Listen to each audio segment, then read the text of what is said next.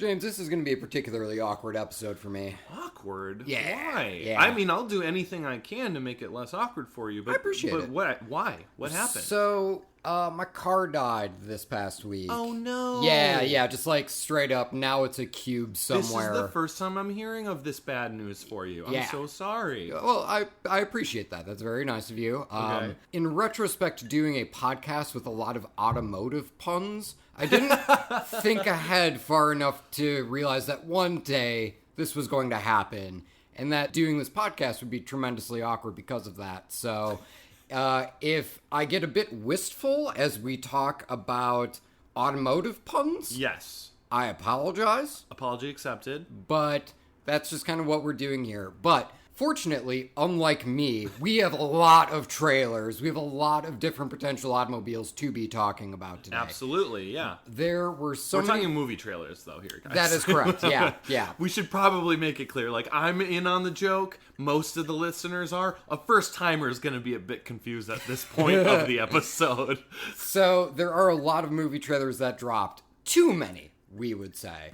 And as such, what we are going to be doing this episode... All of them. ...is a 3-hour-long episode. Instead of a 3-hour-long episode, because listen, you're busy, I'm busy trying to find a new car, James is busy doing God knows what. As such, what we did was we took a bunch of these trailers, we wrote them down on slips of paper, we put them in a hat, and we're going to be drawing 3 at random. Absolutely. We thought it might spice things up. Now, here's the deal. Part of the appeal of this, though, is if we pick a trailer, let's say we pick Night Hunter. Okay. Let's say we pick Night Hunter, we do a review of that, Night Hunter goes back in the hat.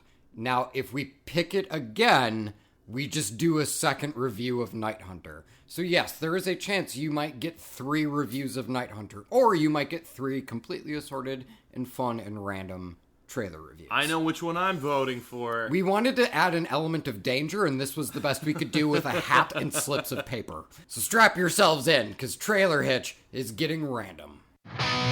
You can't haul your stuff without a trailer hitch. Trailer hitch.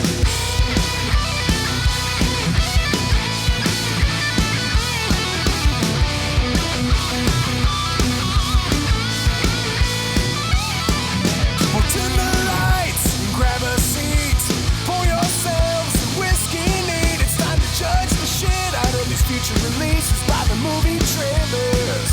We're Trailer Hitch. This movie might totally suck, but the whiskey sure is going down fine. Yeah, we're Trailer Hitch.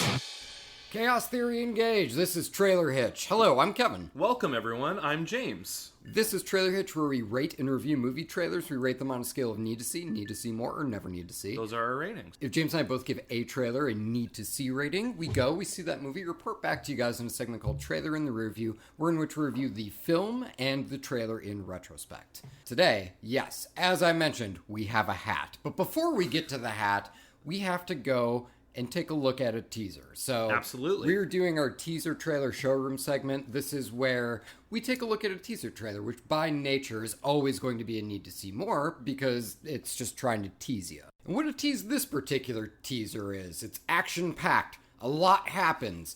It is, should I say, a bombshell. Hot in here.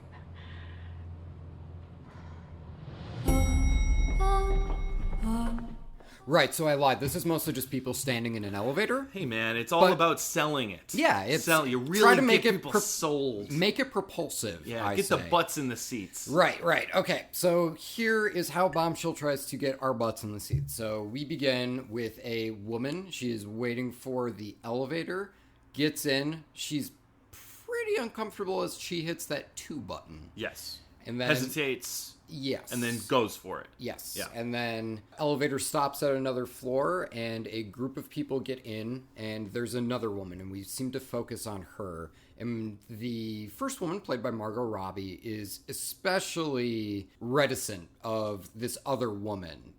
There's clearly some sort of tension between the two. Mm-hmm. And then eventually this group of people gets off, but the second woman, played by, I think that one was Charlize Theron. Yeah, Charlize Theron stays on. It's uncomfortable for a bit. Elevator stops again. Now a third woman, Nicole Kidman, gets on. Now the 3 of these women ride in awkward, tense silence And eventually, one of them just makes small talk. And then finally, we get to the second floor, and we reveal... that they are getting off to go to work. At... Fox News. Yeah. Turns out that's the bombshell. That is the bombshell of this teaser trailer. Yeah. Yes, is the awkward tension between these three women. Obviously has something to do with Fox News. Yep. Whether they are reporting for Fox News, whether this is going to be a film about three separate anchors trying to make it, or whether this is three women who are like, I don't really want to be a part of this anymore. Got you. So, I was definitely banking on you knowing more about this than me, but that's not the world we live in, and that's fine. Okay. That's fine. Yeah. Kevin, this is about a scandal that happened at Fox News, actually. Oh. Yeah. I'm afraid you'll have to be more specific. Sure. There are plenty of those there. Well, I can't remember when specifically it was, but it was relatively recently. There was a lot of female personnel at Fox News coming forward with allegations against Roger Ailes. Oh, who was like sure, the yeah. founder guy. Yes. Yes. So Megyn Kelly was like, for me anyway, she was like the only one I was really aware of that I heard in the news and the media. I too have heard the name. Yes. Yeah, and so when looking at the teaser, there's Margot Robbie, there's Nicole Kidman. I'm not entirely sure of the characters they're playing, but Sure. when Charlize Theron walked on the elevator, I was just like dumbstruck. I'm like, they got Megyn Kelly to play herself in this movie? It looks just like her. It's insane. Sure. And then Nicole Kidman walks on with that ridiculous wig, and I'm just like, well, that's Nicole Kidman in a wig. But Margot Robbie and Nicole Kidman, oh God, yeah, no, you wouldn't mistake them for a second. No, yeah, they're definitely Nicole Kidman and Margot Robbie. For sure, but... and one has a infinitely better wig. Yeah, that's true. Other. That's true. Anyway, so this is like the movie about that. Okay. And so obviously we don't get any of that verbally in the trailer. Really, the only thing that might tip your hand is A, if you knew they were making this movie already, which I did. Sure. And B, if you recognize Charlize Theron as basically her doppelganger, Megyn Kelly. Which is insane to me. I still can't get over it. It looks like the second she walked in, you're like, oh, this is the Fox News allegation to be fair, you and I don't watch Fox News, so for all we know, there's just a woman that looks like Nicole Kidman in a bad wig on that network. How do you know I don't watch Fox News? Personality-wise, you don't seem angry enough, so... I'm pretty cheerful, I'd say. Yeah. It's a very unique teaser. I think it's really good. It really plays on the fact that you don't know what this is about, and it's building tension towards something. And the reveal, once it happens, either you know of the scandal and you go, oh man, or you don't, and you go, well, this could be about a lot of different things. Yeah, definitely. Which was your instinct. Right, yeah. Right. And bear in mind, I found the teaser interesting because it was built on the reveal of where. A teaser will build its tension, and then it reveals a why, or a what or question. A who. Or a who question. A lot of them build to a who. Yes. Like, especially giant franchises. Definitely. Terminator type but stuff. This is the first one that I've seen in quite a long time, if not the first one, where it built to a where. Absolutely. And that in of itself was honestly really interesting for me. So yes, like even though I didn't know what this was about going in, I was still interested in the three women, and which seemed like tension or competition between the three, now knowing what this is about, sounds like it is more a shared secret, and that is where the tension belies from. Yeah. Versus... But it's fascinating how many different interpretations you could have from that look, not knowing the story behind it. A, they're having a reaction, but B, they also are doing their damnedest to not wear it on their sleeves. So you might misinterpret what those looks are, because they're doing a good job at hiding it, the best they can. So yeah, I mean, this teaser adequately teased me. I am certainly interested to see more. I'm definitely looking forward to another trailer. I thought this was good, and I thought it was interesting, especially taking something so mundane, just an elevator ride. That's all this is. Yes. Bare bones, and making it interesting. That's really a challenge that I thought they overcame. Yeah, So, absolutely. good job. Yeah, good job. Except for Nicole Kidman's wig. But speaking of hair pieces, we're going to move on from Nicole Kidman's wig. We're going to move on to a hat. And I don't know if Kevin's you favorite can, hairpiece. I don't know if y'all can hear this, but there's slips of paper in here. And we're going to draw one right now. Kevin, I have a professional freaking microphone. Of course it can hear the paper rustling, okay? We are about to pick our main drag trailers, everyone. And I am reaching into the hat right now. You can hear it. It's like a freaking Foley artist in here. And I picked one. This and is definitely note ASMR. We will be talking about The Day Shall Come. The day is here for it. Let's go. Pitch me the next 9/11. What about this guy Moses Shabazz? Classic lone wolf. There's 4 of them, actually. Pack of lone wolves. How'd that happen? The Almighty commands us to bring our knowledge to the street. May you live to see the accidental dominance of the white race overthrown. Cool. Wait, before we begin, get the Yeah. note back in here. The notes? Yep, Oh, we gotta go back in. We gotta put it back in, because we might be reviewing this a second time. But for the first go of it, this is The Day Shall Come. This is directed by Christopher Morris. This is written by Jesse Armstrong, Sean Gray, Tony Roche, and Christopher Morris. This is starring Anna Kendrick, Danielle Brooks, Jim Gaffigan, Dennis O'Hare. Unfortunately, it looks like one of the main characters we see in the trailer is buried so far deep in the IMDb, I can't find him, so I'm sorry, guy. Now, we are going to give a random shout-out. We here at Trailer Hitch like to give random shout-outs because the top-billed cast and crew tend to hog all of the credit. Especially the main character from this one. Yeah, unfortunately, this Which is the we one time can't where seem to this is the find. one time where that feels really backhanded, and I'm going to avoid the cast just on the off chance that I give him a shout out, even though he's a lead in the movie. And instead, I'm going to give a shout out to Maria Fernanda Sobagal, who was the set decorator. Hey, Maria, good job, bud. You set decorated a movie. Did a lot of stuff. I'm gonna stop making comments after you say the person's name because You do a good job. It's just really clear that set decorating is an Achilles heel for you. I have like something interesting to add, like 10% of the time. The rest of it is just But me that go, 10%, yeah, you go, person. That 10% is fucking rock Thank solid. you. All right, I'll keep trying. Keep Good. trying. This is The Day Shall Come. So this is about a man who is an extremist of some kind. But this extremism, from what we see at the beginning of the trailer, tends to be closer to like, oh, he's just trying to spread the word of God. And he just seems to be going about it in an incredibly radicalized way. We then go to Homeland Security, who needs something to do, so they actively ask, pitch me the next 9/11. And someone points out this random street preacher who is, granted, fairly radical. He's going around doing Facebook Live videos telling people that, yeah, one day, there's going to be a bloody revolution against the white people. 2 white people who are then like, okay. And so they're like, okay, well, He did throw that accidental in there. Yes, there was an accident. It makes everything more palatable. Definitely. For the white man to hear. So the Homeland Security people are like, oh, perfect. Yeah, this is going to be the next person who we're going to focus on, but we need to test this guy and see just how far he's willing to go. Sure, yeah. And so at one point they give him a fake bomb that he tries to use, and they're like, well, this guy's clearly serious then. But he doesn't try to use it, right? At least not in the trailer. It's played as a joke. There's a line of dialogue that references that. We don't explicitly see that. Oh, interesting. I didn't even catch that. Yeah, but what we do see is, he is at a convenience store, and he pulls a gun out of someone's waistband and says, we don't want to resort to this kind of violence. Yep. And then he gives the gun to one of his cronies, who then tries to break it apart with a hammer and fails spectacularly while doing so. Yeah. And throughout the rest of the trailer, we just see the misadventures of this street preacher as he tries to leverage his newfound notoriety,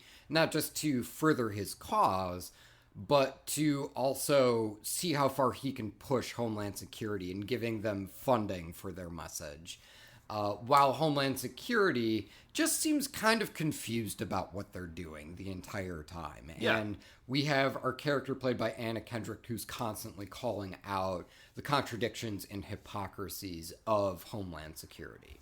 So that's a rough synopsis of what's going on here. In terms of the trailer itself, I really, really responded to the humor here. It is very dry and it's quick-witted. We do get a lot of pretty similar jokes. And as we talked about in the synopsis section, there are decent amounts of this trailer that we don't see and are just told via jokes. Sure. I'm kind of giving the film the benefit of the doubt in that I'll see these things play out. But in the trailer, this was something that I was kind of noting and going, I think it is important to see that character trying to use the bomb. I'm glad they didn't show us too much. But to that detriment, I feel like it was a little hard to track the progression of the trailer. That's how I felt. The humor was solid, but like the actual events of it, I was just kind of like having a hard time tracking it. Like I said, the humor was really solid. The one bit that didn't land for me was the button, which is the back and forth banter between Anna Kendrick and her, I think, boss? Supervisor, yeah. Whatever. They're essentially talking about calling a nuclear emergency. And I think on paper it's funny, but it's a little too long-winded to be like the button of a joke for a comedy trailer that was as quick as the rest of the trailer was. Ultimately, it feels like the last button with the air horn is the better button. And it's especially rare, too, to get a good callback in a trailer just because they're such short form. Yeah. But I do agree that that last button, probably something that will play pretty well in context in the movie. Yeah. But as far as the trailer's concerned, I completely agree with you. Yeah, because they probably had to cut it down. Like, it's probably longer in the movie because it needs to be. Yeah. For the humor to land. Like, you need some air. You need some breath sometimes. Yeah. And sometimes trailers, to get it to a certain time, really chop out a lot of that breathing room. And it ends up making a joke just, like, completely fall flat. And maybe it plays way better in the film. But I guess we shall see or won't see, depending on our ratings. Sure. I guess a little bit more about the trailer. This is shot with... Oh, sorry. I jumped the gun here, Kevin. A little bit. My bad. A little bit. My bad. We got to break down the form, baby. So we got to talk about how it's shot. I did like the handheld approach to it. It was a verite approach for a story that is incredibly ridiculous.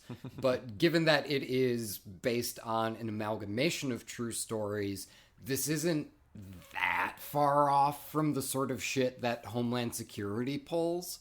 And so I liked the faux documentary approach. Sure. To be fair, I think that is something to kind of bring up, is the Homeland Security's motivations are convoluted. And my interpretation is it's so convoluted that they don't even fully understand what they're trying to do in a given moment. But that said, how does that convolution play in a trailer? And there were points where I was kind of having trouble tracking where we were going. And again, I think it's the chopped up nature that a trailer essentially has to be. That might not play for certain things. Like, there's probably a lot of error in this kind of comedy. Time for your jokes to land. Or, and it definitely... hey, we just like ranted for a really long time. Let's maybe have a breath here. And like that kind of stuff gets lost in trailers sometimes. And this film definitely feels character driven too. That crazy preacher does have... By him, yeah. Yeah, that crazy preacher does have a wife or significant other of some sorts. At a certain point in the trailer, in a montage, we see her driving away and leaving her significant other behind in clear duress. I think there's a very good sharp contrast between Anna Kendrick's character and her supervisor. It does definitely feel like this is going more for character-driven humor, which is awesome. I really like that. But admittedly, yeah, it doesn't play as well in a trailer because you only have 2.5 minutes to build all of those characters. Exactly, right. Are we going to see how these characters build? That all depends on your answer, James. My answer is... I will wait to see more. It's a need to see more. There we go. Okay, cool. This is a low need to see for me. I was really connecting with what was going on here. I really like its style. I really like its humor. I will absolutely admit that there are some flaws here and there from like the construction of its story and like, again, like some character motivations kind of get lost in the shuffle. but at the same time, there's plenty of really solid jokes in here. Absolutely. Fair enough. All right. Speaking of fair, you know what's fair? The Chance? random order of the universe. You So, want me James, to pick again? Or yes. You want, okay. No, all no, right. no, all right. All right. nope. So now keep in mind, Day Shall Come is still in this hat. Yeah, so we might be reviewing it a second time. Good, because I really just held back that time. So this time will be a little different. All right, our next trailer is The Death of Dick Long. Did you hear about the murders? Huh? Someone dropped this guy off in front of the ER. Brutally murdered. Murderer? Who the fuck's murderer? Ding dong, the dick is dead. This is The Death of Dick Long. This is directed by Daniel Scheinert and written by Billy Chu. This is starring Michael Abbott Jr., Virginia Newcomb, Andre Hyland, Sarah Baker. Our random shout out is going to go to Alicia Williams, who was the dancing woman. Hey, Alicia, you busted your butt to bust a move, and we sincerely appreciate that. Thank you. You're not saying anything. Nope. That's what you're going for. No now. comment. What about the 10%, man? Why don't you take a shot and hit that 10% marker where you say something real fun? Yeah, you're great at. You did a great job. 90 it is. All right, this is The Death of Dick Long. This begins with a group of friends. Now, bear in mind that this is a small town. Everybody knows everybody, Kevin. Everybody knows everybody. I don't mean this as a pejorative, but they are kind of rednecky. Sounds very pejorative, Kevin. If I know anything about pejorative, and it's a lot, I'd say that you were being very pejorative. All right, You're welcome. So they're hicks. So these hicks are hanging out. There's a group of three of them. They're in a band together. Yeah. They go out on a night on the town. I interpreted it as a car accident. They slam on their brakes. Dude flies forward. And all of a sudden, oh shit, we're really drunk. Our buddy's really drunk. Let's just get him to a hospital. It's a little unclear. It's as hazy as their state of mind. That's true. That is very true. They take up their buddy. They drop him in front of the emergency room. As you do. Head hits the concrete, and that seems to be the vital part of this, because that is now the death of Dick Long. Cops come to investigate. Okay, we just had a corpse show up to the emergency room, and because it's a small town, word is starting to spread, and it eventually hits the two friends. And oh shit, now we're wanted for a murder. Well, not them specifically. They're Of not. course. People don't know it's them. They have some blood in their back seat. They're rubbing that out. They are doing a terrible job of convincing people that they, were there the night he died, but only for a little bit. But it wasn't for too long. And there was also, I wasn't there. No, I was. A lot of that back and forth going on. At certain points, we see one of the guys speaking to his significant other about how he died, him confessing to her, and it's him kind of going through the different angles of what can I tell her that will make for the best story of why I walked away from his corpse. Yeah, the most hilarious story. Sure. And so... What is going to make her laugh the hardest? It appears as if none of them. No. Yeah, no, she takes it dead seriously each and every time, and that seems to be the trailer. So it's important to note that this isn't just our spin on it. This is a dark comedy. There is a lot of... Yeah, was that not clear to everyone? I'm sure Based the title... on the way we were talking and joking, being so jovial about the subject matter. Well, and also the fact that it's called The Death of Dick Long Yeah. is, I think, kind of a hint at what you're going to get in terms of tone. Yes. What I was surprised at was the amount of darkness in there, too. I mean, the best way I can put it is if you took the grittiness of a Coen Brothers noir movie, but now mixed it with Oh Brother, Where Art Thou? And okay, yeah, all of I a can sudden, see that. Yeah, now you have The Death of Dick Long. I really liked the style of it. I liked that it was shot as a thriller, even though it was mostly playing as a comedy. Now, bear in mind, this might be an instance like the Three Billboards Outside Ebbing, Missouri, where the trailer, really funny. The film, very, very sad. And so we might get that bait and switch. But as of now, we just have this trailer, and I'll say that this mix of thriller elements and comedy is playing really well for me. But how about you, James? Yeah, I mean, the comedy, I think, lands because of the editing a lot of the time. And it's the way the trailer's paced. Like, the very first thing, like, I laugh at is he writes down that Dick is dead on the piece of paper. He hangs up the phone, and his other friend goes, "Oh, I wonder who murdered him." And then the guy who was on the phone turns and screams, "We're the fucking murderers." But the shot gets cut right before he finishes the word murderer. Yeah. And it goes right into a title card with some, like, country music. Yep. And that is where the humor comes from. The fact that we cut him off mid-sentence, and it wasn't to hide, like, a swear or anything. The swear already happened. Front and center. They said the swear and cut him off at the subject of the sentence, you know? The humor there was all in the editing. I seriously doubt the movie is so weird and unique enough that it literally just cuts to the next scene mid-sentence like that. That'd be very weird, wouldn't Although it? maybe, because at the same time, I feel like how they play the dude confessing to his girlfriend, for that particular sequence, it's important to note that there isn't a, well, how am I gonna tell her line or shot of him daydreaming or whatever.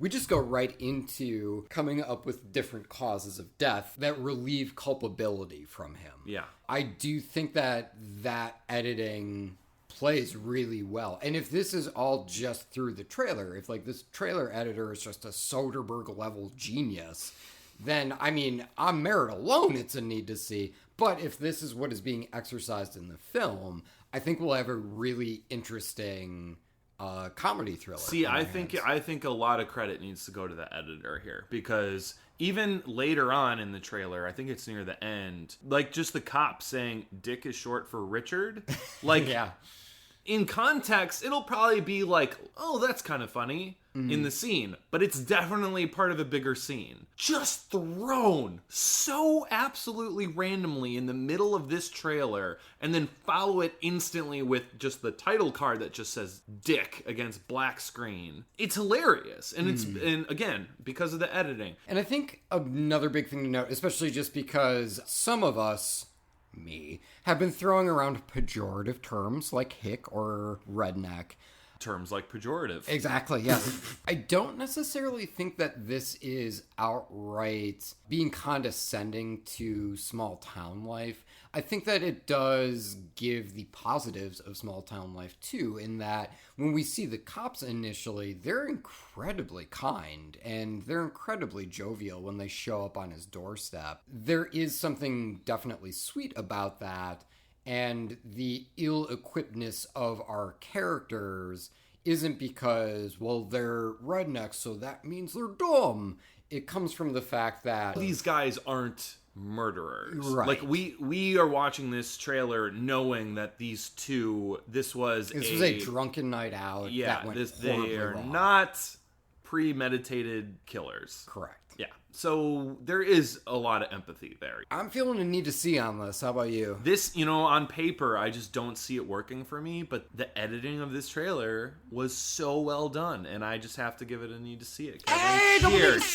Cheers! We looked to our whiskey glasses at the exact same time. No one was staring at the microphone. We're in Simpatico. That's right. We're in Simpatico, not just in our whiskey habits, but in our taste for the death of Dick Long. So, we will see the death of Dick Long. The taste of Dick. But, in the intermediary, we got one more slip of paper to draw. Dun, dun, dun! All right, James, All right, last go but for it. not least. Whoa. Yep. Oh, God. Hold on to that hat, buddy. You were coming in hot. I am. This is an important moment. Yes. I'm going to go with this one. What we have here is Little Women. This is Meg, Amy, Beth, and Joe. I intend to make my own way in the world. No one makes their own way, least of all a woman. You'll need to marry well. But you are not married, aren't you? Well, that's because I'm rich. This is directed by Greta Gerwig. This is co-written by Greta Gerwig and Sarah Polley. Holla. This is starring... I've never actually had to say her first name out loud. It's tough, man. I want to see how you say it. Okay. Soares? No, that's definitely wrong. Okay. It's closer to, but definitely not exactly, right. Saoirse Ronan. We're going to call it Saoirse Ronan. I'm definitely also wrong, but I'm definitely also closer. Okay, as long as we're butchering names, Florence We have Timothy Chalamet. That one I'm pretty sure is right. He's had a hell of a last few years. Couple of years, yeah. Jeez. Yeah. Emma Watson is in this. We also have Meryl Streep, James Norton, Laura Dern, Bob Odenkirk, Tracy Letts, Chris Cooper. Our random shout out is going to go to Paul Marini, who was the stunt coordinator. Hey, Paul. Good job, bud. You stunt coordinated a movie. I think this might have been an easy job for you, based on the trailer, but you know what? Whatever. I'm glad you got the time to just kick it. Right, so this is Little Women. This is about 4 sisters, but we're primarily following Jo, who is an aspiring writer. At the beginning, we see her go to a publisher, and we see that she has a story about these 4 little women. Her publisher is like, fine, but make it short, make it spicy, and if there's a woman as the lead, she has to be married by the end of it. Yeah. And so then we get more of Jo with her sisters, and they're a rambunctious lot. They're constantly teasing each other and egging each other on, but specifically they're egging each other on in their creative endeavors. So one of them wants to be an actress, another one wants to be a writer, we have another another one wants to be a painter, that's correct. Right. And they all have these big dreams. That said, the matriarch of their family is like, yeah, you gotta, like, marry dudes, though. And they're like... Well, that's not their mother, though, right? It's gotta be like their grandmother. I thought Meryl Streep was the grandma. It has to be. Laura Dern's probably their mother, right? Yes. And Laura Dern seems nothing but encouraging. Absolutely. Yeah, and loving. And just seems to be not as hard-ass as Meryl Streep. Correct. And so we see these 4 little women grow up. We see the pressures that are put on them by their household. We see one of my favorite jokes in this, and this is honestly a pretty consistently funny trailer, when Jo is told, oh, if you have a female character, she has to get married by the end. We cut to Jo walking out of someplace with a boy who tries to wrap his arm around hers. She just, like, swats him in the fucking arm and just starts marching, wanting none of that shit. We get to see them grow then, where eventually the matriarch, Meryl Streep, is like, all right, well, Jo's a lost cause. We're just going to marry off that one. And then Emma Watson effectively has to, like, give up her ambitions and dreams to marry. And this obviously is really devastating to Jo, but Emma Watson's character is like, I'm actually really in love with this guy, and, like, this is what my dream is now, and I am making that choice to follow that dream. Sure, yeah. I was really taken by a lot of this. That said, like a lot of coming-of-age films, there seems to be a pretty nominal amount of external conflict. So, I mean, really, the external conflict, we have Saoirse Ronan? Jo. Whatever. Jo. We have Jo. You have a 2-letter name and a name that no one has ever been able to pronounce. Fair enough. So we have Jo making these bold declarations of, you know, they just want women to be married off, but, like, we have dreams, we have ambitions, and making this big impassioned speech. But at the same time, really the only man we've seen impose anything on them throughout this trailer is the publisher at the beginning, who just kind of says something a bit silly and narrow-minded about how she should write. Well, it's played for humor, too, in and the it's trailer. Played for humor. Because everyone knows how ridiculous it is. Correct. Right? I shouldn't have to say that. Hope so. I sure hope everyone watching this trailer knows how ridiculous that man was. Correct. But that said, you wouldn't have to say that in 2019. But that said, really, like, the strongest imposing figure on that is Meryl Streep's character. But even then, a lot of her stuff is played for humor too. It's, well, you never married. Well, I didn't have to. I have money. Yeah, when she says Jo is a lost cause, though, you can see how she will also be played as sort of an antagonist in terms of this movie. So not just all giggles from Meryl Streep. That's fair. That's fair. Though she does kill the giggle. Yeah, she does. So overall, I was really liking this a lot.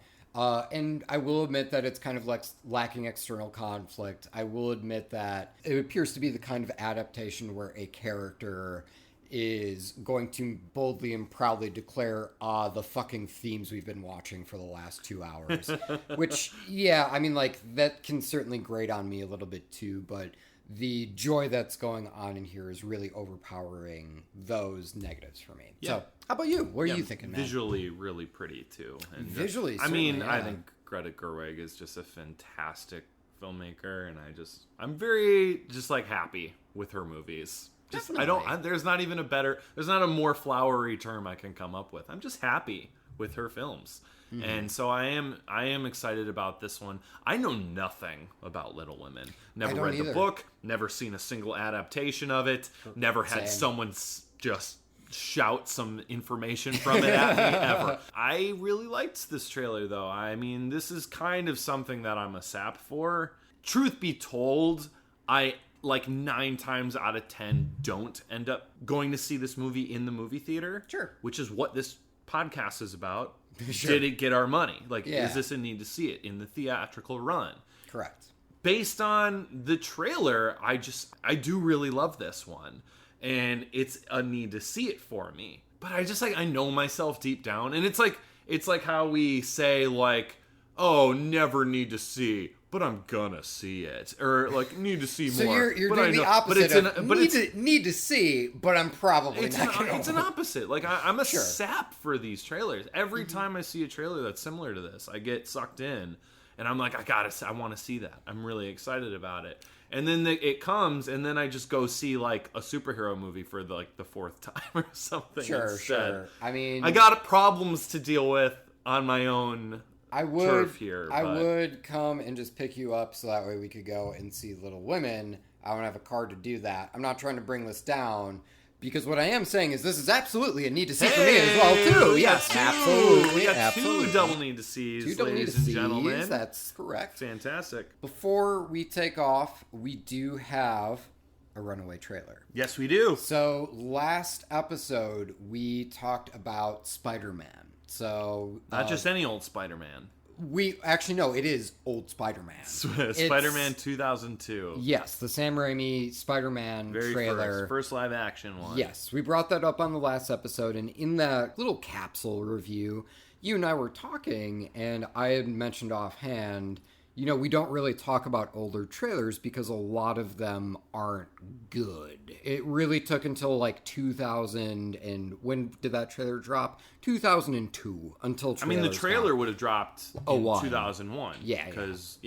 Because of the reason we talked about it. Correct. Now, obviously, that sounds harsh, and obviously, trailers have been around for a long time, and to denigrate like decades worth of work. There's exceptions to every rule. Of course.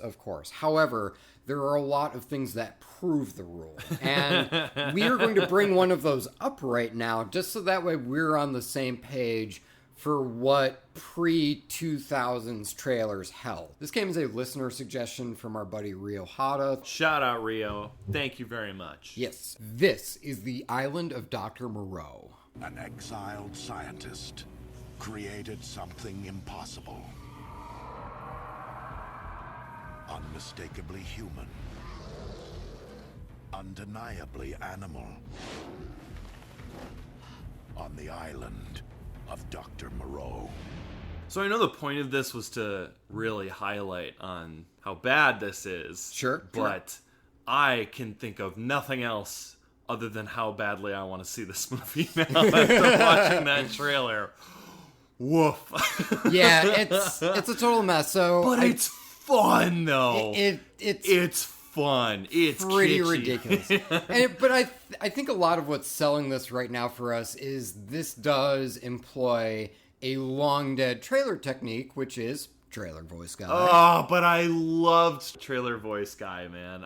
And I on the really 7th day, God rest. And the second he's got to the 8th day, I'm like, ooh, I'm interested. And then like 2 sentences in, I'm like, oh, this is nonsense. They've already lost their train of thought. This voiceover guy he's just reading. He doesn't know what he's talking about at all. He is. But he sounds so epic. The trailer voice guy kind of ties it all together, because without him, this is just a clusterfuck, folks. It is a trailer that is all quick cutting, And for like the first there's half quick of cutting, the trailer, and then there's quick cutting, and this is the latter. Yeah. Well, in the first half of it's quick fades to black and then dip back up. And I didn't realize that we would have to put up a seizure warning. For those this, with but... those with epilepsy, please beware. This is something to not take lightly. lightly. Absolutely not. Yeah. What year was this? This was 96. 96. Yep. So the trailer was probably closer to like the end of 95. Probably. I did not know Marlon Brando was still in films in the 90s. I mean, he was sleepwalking through films clearly in the 90s. Like they put him just like a bunch of pasty makeup, giant sunglasses and a hat, and it's like we can get a body double for 80% of this film. Absolutely. Yeah. All of the creature effects are just wonderfully 90s kitsch. As far as I can tell, we really don't hold on them long enough to make an informed judgment.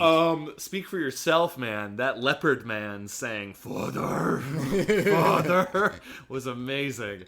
I want to go see this movie now. This is okay. Yeah, a lot of it is just like the nostalgia of hearing that trailer voice. I mean, hell, even their massive YouTube channels like Honest Trailers make their living off of the fact that the epic trailer voice was such a phenomenon for so long.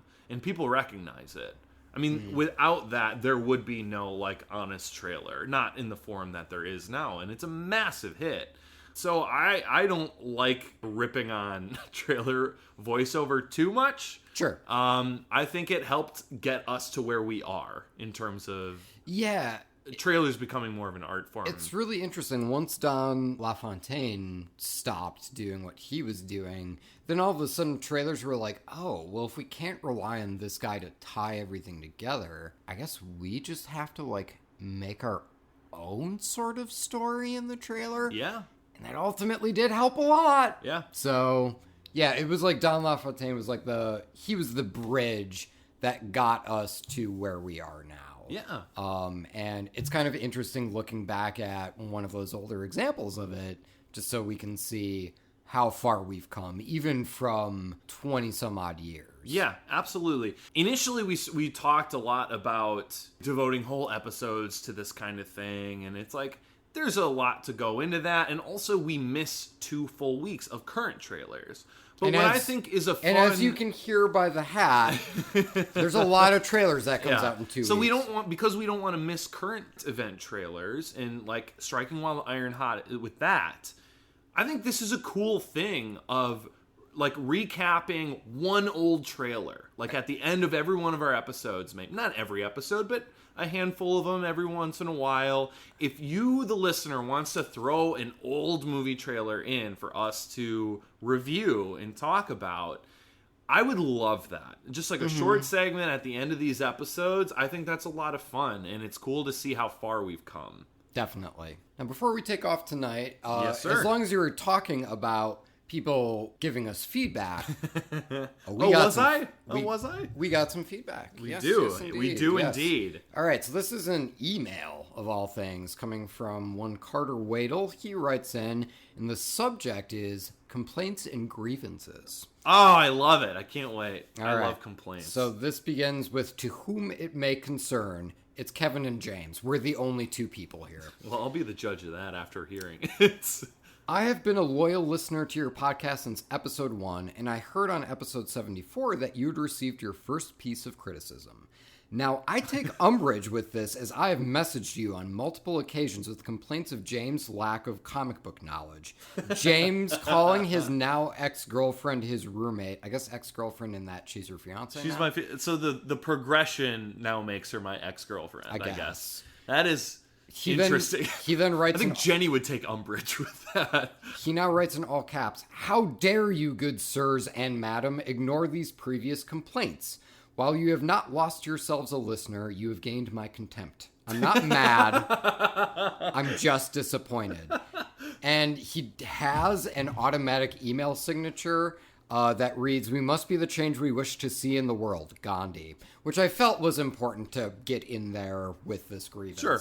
All right, so Carter, you caught me red-handed. You have texted me before saying James didn't know this esoteric piece of comic book knowledge. I've then quizzed you to be like, hey, what did he get wrong? And then you started to tell me, and I just didn't care enough to remember. And then by the time I saw James, I completely forgot it. And you know what? Yes, that is on me. Now, that said, it might make more sense for you to just come to James directly with qualms with his comic book knowledge. So I feel like... He's too nice of a guy. He doesn't want to address me head on. So he doesn't want me feeling bad. I just feel like there's a little give and take we could do here, Mr. Sure. Wadle. I feel like we could probably meet each other halfway where we can hear some of your complaints and your criticisms, but you have to direct them at the right person. Or the right source, like an email address, like you just did.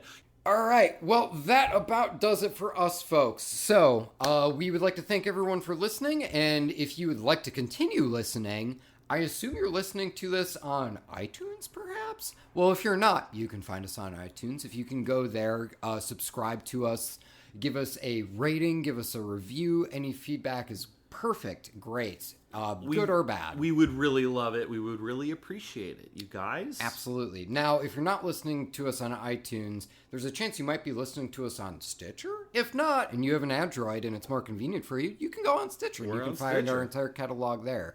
Now, you might be listening to one of those two things, but there's a chance that you might not know that we're on YouTube. What? Yes, indeed. If you just search Trailer Hitch Podcast on YouTube, you can subscribe to us there and you will get our entire back catalog. And you were able to comment on those YouTube videos, and sometimes we read those on the show. Now, if you want to just get to the nitty-gritty feedback of everything, you can hit us up via email at trailerhitchmailbox@gmail.com. As Mr. Wadle did. Of course. Or if you wanted to shoot us a message on Facebook or right on our wall on Facebook, good news, we have a Facebook.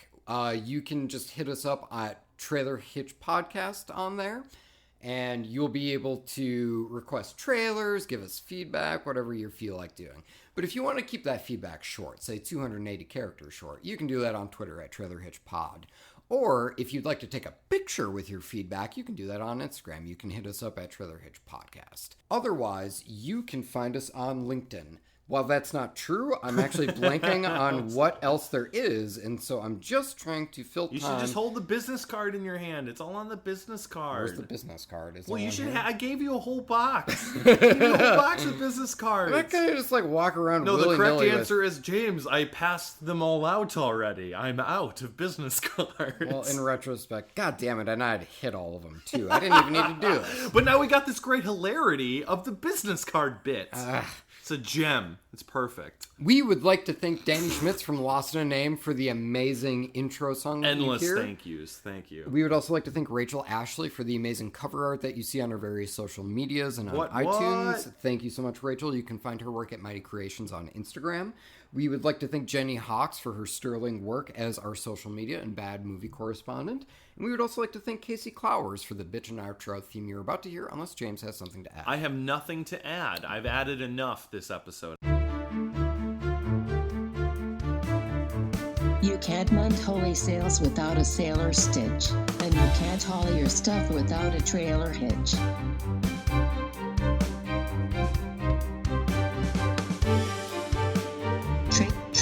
Trailer hitch. Right, so maybe you got to the end of this episode and you were thinking to yourself, oh man, like, I really wanted him to talk about such and such trailer. You know, I didn't even know what about the death of Dick Long until this episode came out. Oh, I already had my opinion on Little Women. I was really hoping to hear an opinion about, like, Underwater or something like that. Well, as you can hear by the hat, folks, we got plenty of notes here. And we do have some time in this post-credit scene, so James and I are just going to pick 3, and we're going to give you our quick thoughts on them. All right, go. So here we go. You pick them. All right, yes. And now bear in mind, the rule still stands. So we're going to read this one off, and then we're going to throw it back in the hat, and we're going to pick it. If we pick it, we have to review it again. All right. So this is A Million Little Pieces. Why are you doing this to me? Because you're my brother. And you're breaking Mom and Dad's hearts. Truth is, I don't need to be here. I'm not like these other people. We're all the same in here. We gotta look out for one another. I've never seen this degree of degradation in someone so young. If you were to start using again, it's more than likely that you would go into cardiac arrest immediately. Of course, All right, yes. James, what do you think? It's I have a million thoughts on it. It's it's okay. It's very dramatic. Hokey. Very hokey. Yeah. Like the beginning is really good. It starts with him like waking up on the plane and asking where he's going. That's solid. Yeah. That's really solid. It's impactful. Yeah. I like the visual. There was some like super like visual trippy things happening every once in a while that I like. Yeah. I mean, like I like the trippy bits to it. I was definitely missing. I was kind of hoping there would be more about why he was an addict instead of just being like, you don't have to be an addict. But, yeah. All right, whatever. All right, so that is number 1. All right, number 2 is... Fuck me, it's A Million Little Pieces again. Why are you doing this to me? Because you're my brother. And you're breaking Mom and Dad's hearts. Truth is, I don't need to be here. I'm not like these other people. Okay, so round 2. Still not... I mean, to be fair, we didn't rate it the first time. And also, luckily, I have a million thoughts on it, like I said before. Good. So, the trippy things that were happening in it, those are good. Yeah, I guess. I liked those. Aaron Taylor Johnson seems fine in it. Billy Bob Thornton seems like he's just kind of like the... Rolled my eyes a lot at things he said, in my own opinion. Oh, for Aaron Taylor Johnson? I tend to do that a lot with his roles. He seems like a nice enough guy. I feel bad about it, but it's just what happens. Yeah. Billy Bob Thornton just seems like a generic sponsor character. Yeah. There's really nothing really going on there. Brother is just like unwavering support brother character. Yeah, so whatever. This time let's actually give it a rating though. I would give this a very low need to see more. Yeah, same boat. Low need to see more. All right, very cool. All right, so we got one more. Don't worry, guys. I'm going to mix this up really good. We could just not put the one we just reviewed. No, it's part of the danger, man. It's part of the danger. Just saying. Son of a bitch. It's A Million Little Pieces again. Why are you doing this to me? Look, I have nothing more to add except now, just because I'm annoyed, I'm going to downgrade it from a low need to see more to a never need to see. Also never need to see. Get the fuck out of here.